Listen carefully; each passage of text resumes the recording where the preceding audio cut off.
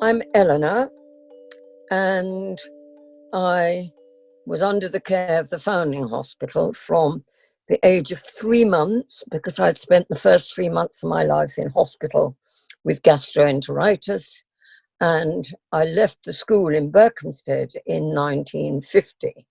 And the object I've chosen is this portrait of our founder, the great Thomas Coram. And it's really interesting, over the last few weeks, it seems to become more important to me. As a child, it was just a picture that I passed, and I thought not only that he was my grandfather, but he was grandfather of all the other children who were at the school in Berkhamsted. And I've since discovered that some of my contemporaries believed the same. And although I obviously, as I got older, I knew that he wasn't, I still have a kind of almost a personal connection with him.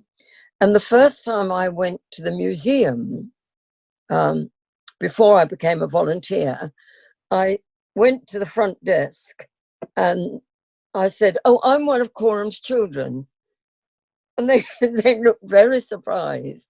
And I thought, well, where did that come from? And so I just have a very strong pull towards this lovely portrait. I sometimes give talks about the Foundling Hospital, and I find nobody's ever heard of Coram. I very often started by saying, right, what children's charities do you know? All the hands go up. I say, yes. And they say, Dr. Bernardo's. Yes. NSPCC, they say, rather nervously. And I say, has anyone heard of Thomas Coram? Some people say, vaguely, but I don't know who he was or is. And that then launches me off to, you've missed something wonderful in your history. The importance is that he founded the very first children's charity in this country, that he was just devoted to the cause.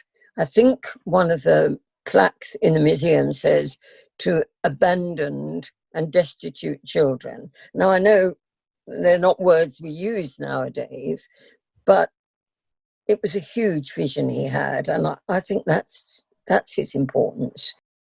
I think the thing that surprised me most was how many other charities he was involved in. I had not realized that his whole life in retirement was centered around charities. The other thing that's struck me, again, since I've reconnected with the Foundling Hospital, is that it took him 19 years to fight for a royal charter for us. In this day and age, nobody waits 19 years for anything, do they? So that's just, I suppose, increased my admiration for the man. Talking to my contemporaries, we all value an education that I don't know how else we would have got. Somebody who's died now, but one of our old boys used to say, we weren't particularly well educated, but we were well taught.